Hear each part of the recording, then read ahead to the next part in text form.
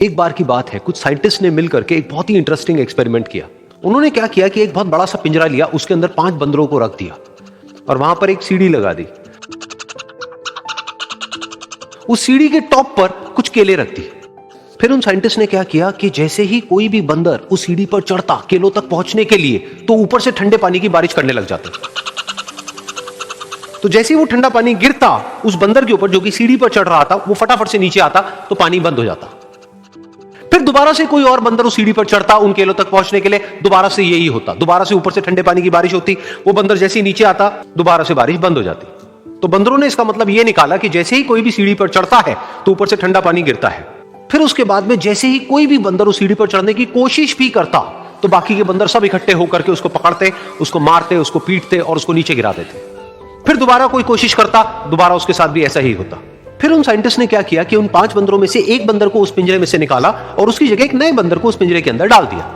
अब उस बंदर को नहीं पता था कि यहां पर क्या खेल चल रहा है। उसको जैसे ही सीढ़ी के ऊपर वो केले नजर आए, वो फटाफट से उस सीढ़ी के ऊपर चढ़ने लगा।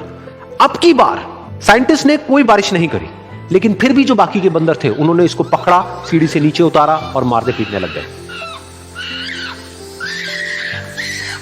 इस बंदर को समझ नहीं आया कि मेरे को क्यों मारा जा रहा है, तो उसने दोबारा कोशिश करी। जैसे उसने दोबारा कोशिश करी, दोबारा से उन 4 बंदरों ने वही किया। तो अब इस नए बंदर के दिमाग में क्या बैठ गया कि सीढ़ी पर चढ़ना मना है, अगर सीढ़ी पर चढ़ते हैं तो मार पड़ती है। उस सीढ़ी पर चढ़ना क्यों मना है और क्यों मार पड़ती है वो उसको नहीं पता था, बट उसके दिमाग में यह बैठ गया कि इस सीढ़ी पर नहीं चढ़ना है, ना किसी को चढ़ने देना है। फिर दोबारा से उन साइंटिस्ट ने क्या किया कि जो पुराने 4 बंदर थे उसमें से एक बंदर को निकाला और एक नए बंदर को उसकी जगह पर डाल दिया।